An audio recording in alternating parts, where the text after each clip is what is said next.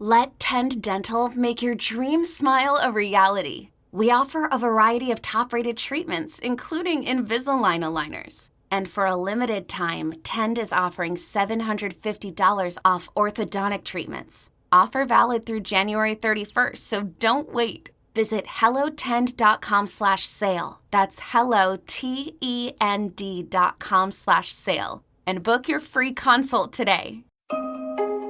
This is a Vault Studios production. This podcast contains graphic subject matter and is meant for mature listeners only. Previously on Bardstown. My ex-stepdaughter called me and she said, "You need to call and check on Tommy." I said, "Why?" And she said, "He was in a hunting accident." And I said, "Is he alive?" or something along those lines. And she said, "No, he didn't make it." Someone wanted my husband out of the way. They knew he was never going to give up searching for my daughter. And I think they just wanted him out of the way. Tommy Ballard is the fifth and final victim in our story. 5 unsolved cases. Still no answers. Still no arrests. Only theories and accusations. All of us in law enforcement were like, "You gotta be kidding me." The sheriff's department was like, "Okay, well, we got our guy, but I got that much more to go. I gotta give you what the law says. I gotta prove it." He was killed right off the bluegrass. So, right on Casey's farm. So what I'm saying is, it's like you drove right past where a coward was hiding in the trees to kill him. I'm Shay McAllister. This is Bardstown. In all of these investigations, Brook Houck, Crystal Rogers' boyfriend and the father of her youngest son, is the only named suspect. His brother Nick was fired from the Bardstown police force not long after Officer Jason Ellis was murdered. But police have never linked Nick Houck to Ellis's murder or anything having to do with Crystal's disappearance. Someone who is a name that keeps coming up in almost every single interview we've done so far, and actually even not interviews, like people we just talked to in town, is Brook Houck. Obviously that's Crystal's boyfriend, the last person to have seen her before she disappeared. There's a lot of accusations out there, both by the community, by the family, but also by law enforcement. He's been named the suspect. He's never been charged with anything in connection with Crystal's disappearance, but I think to tell his side of things is important to this story and to see what he has to say, or if we can find his brother Nick, who is the Bardstown police officer who was fired. It's time to see if Nick or Brooks will talk to us. So, this week, that's what we're going to do. But we know they're used to getting unwanted attention, the kind of attention that screams out from the signs around town. We're about 1 mile from Brook Houck's house. We're going to see if he's home and willing to talk to us about Crystal. This is the main suspect police call a suspect. I actually hope he is home, because I think people need to hear what he has to say, whatever that is. But before we get to that part of the story, we want to tell you what's happened in the last few years in Bardstown. It might not surprise you to learn there's been a few weird twists. Brook Houck's new girlfriend, Crystal Maupin, another blonde Crystal, is arrested for stealing a Standing with the Ballards yard sign when she's caught on a gas station camera in July 2017. She pleads guilty, is sentenced to 2 years probation, and is ordered to have no contact with the Ballards, and to write Sherry Ballard a letter of apology. And then Brooks himself is in the spotlight again. On July 18th, 2018, Brooks is arrested and indicted on unrelated charges, felony theft charges for stealing thousands of dollars worth of roofing shingles from Lowe's. The main suspect in the disappearance of a mother of 5, Crystal Rogers in Bardstown, has been indicted on felony theft charges now. Police arrested Brook Houck after they say he was caught stealing roofing shingles from Lowe's. We were contacted by theft prevention from Lowe's regarding some theft that was occurring at the store. and through an investigation that we conducted here at the Bardstown Police Department that led to the indictment of 4 felony theft charges and 4 misdemeanor theft charges. Brooks' appearances in court on theft charges get a lot of attention.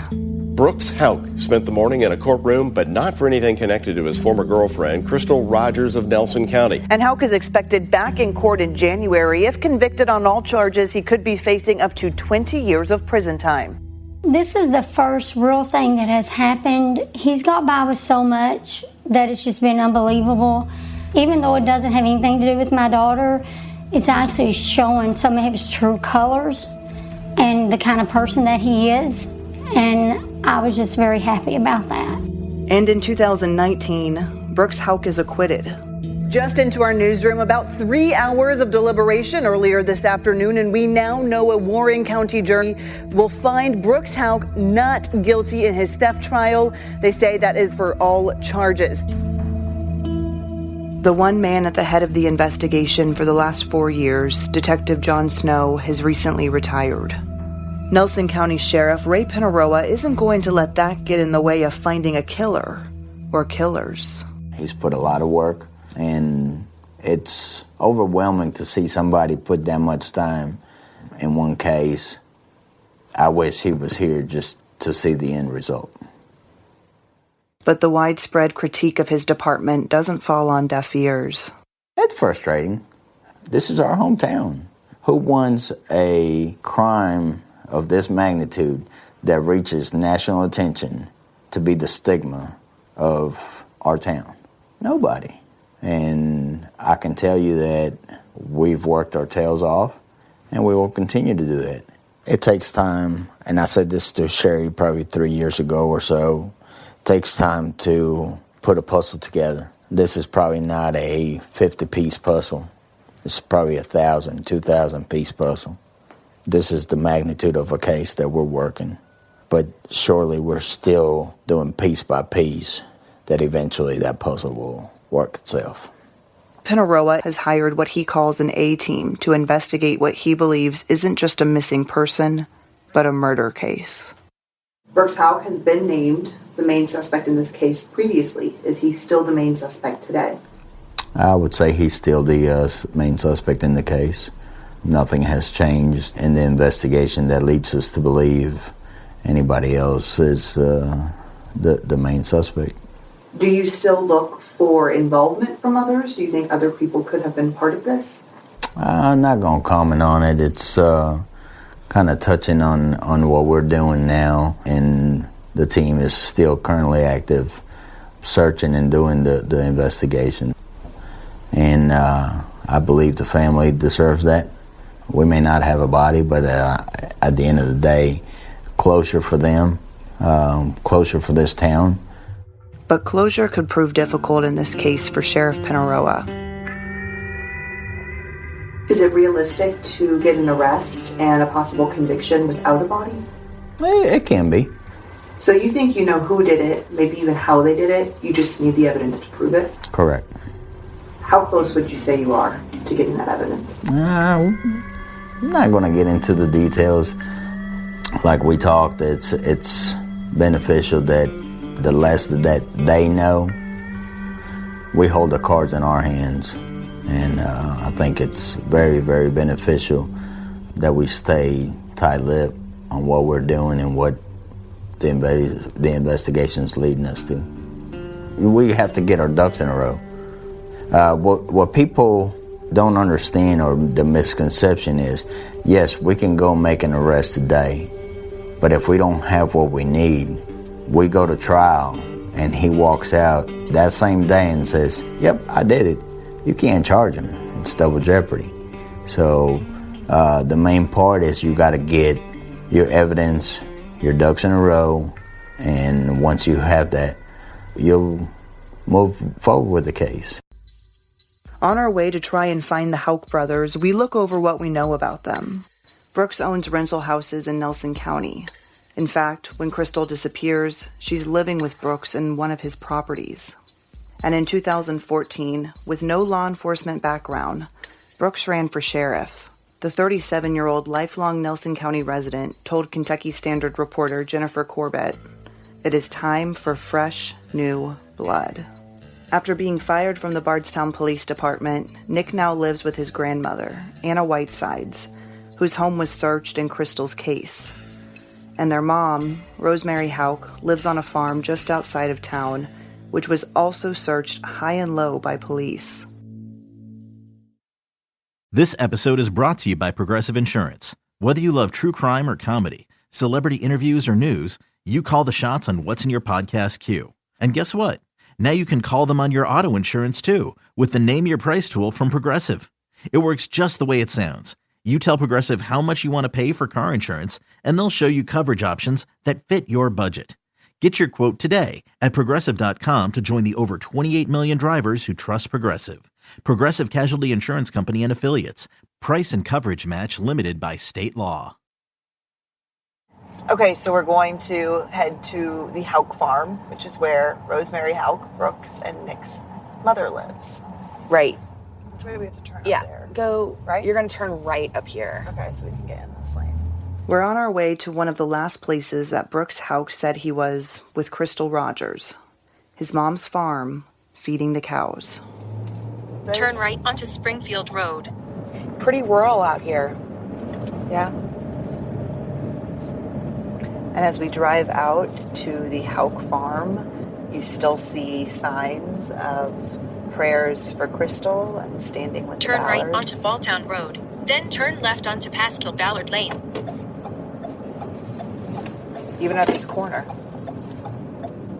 there are the signs.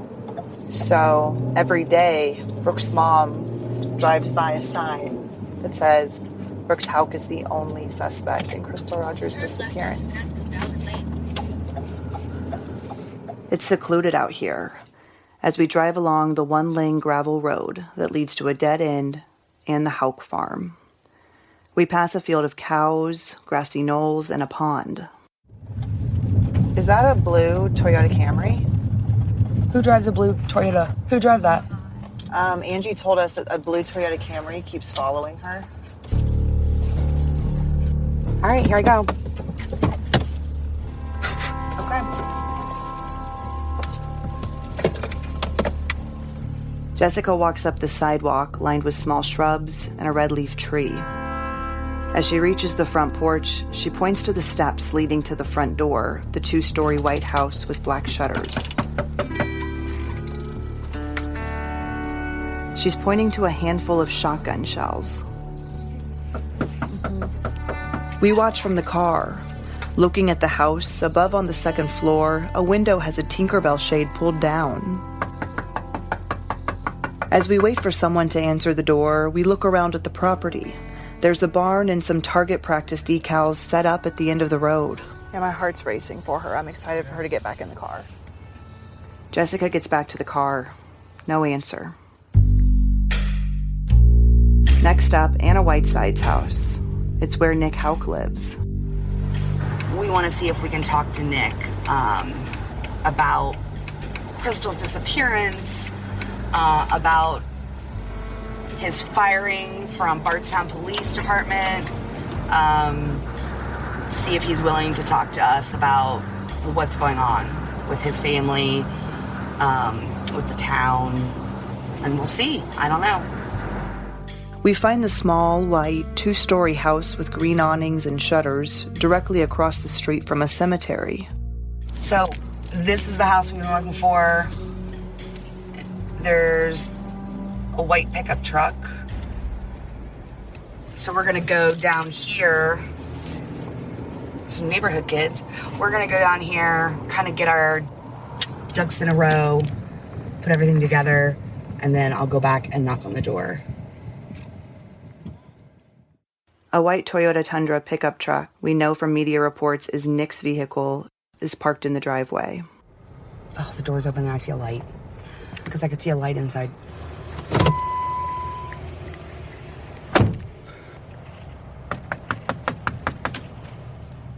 Jessica knocks on a door that's outside of a screened-in porch on the front of the house. She can see Anna Whitesides inside, but she can't hear the knocking. This is like a screened porch, and there's a door on the inside. So I don't think she's going to hear me knocking on this door.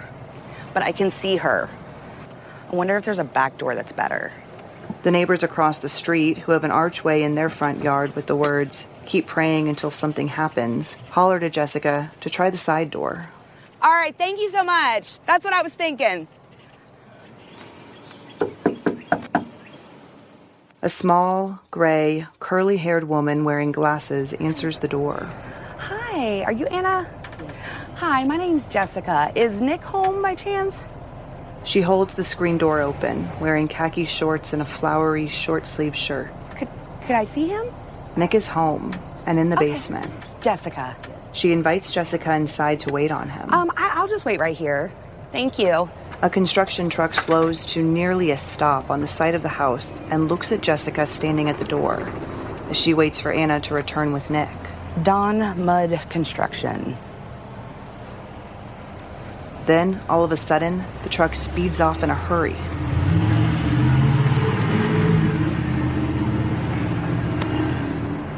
Anna comes back, opens the door, and hands Jessica a piece of ripped paper with a phone number on it. In the shower, and he said, would you call him? Okay, will do. All right. Thank you so much. It was nice to meet you. Got his phone number. 2 strikes, but we aren't giving up on talking to the Houcks. We call Nick. Your call has been forwarded to an automatic voice message system. As Jessica starts to leave him a message, another call beeps in. It's Nick, calling back. Your message. When you have finished. Hi, this is Jessica. This is Nick. What's going on? Hi, Nick. My name is Jessica Knoll, and I work for Vault Studios. I'm working on a podcast about Bardstown, and I wanted to see if you'd have a minute to talk. They've really messed everything up. I really hate to say anything, as I'm afraid they'll twist it even more.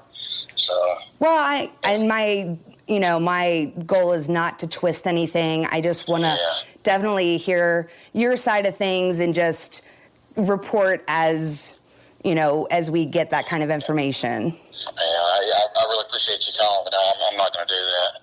Okay, well, I appreciate it. And this is my cell phone, so if you change your mind, feel free to give me a call back. All right, thank you, and have a good night. Thanks, you too. Bye-bye. It's time to go find Brooks. In a quarter mile, the destination is on your right.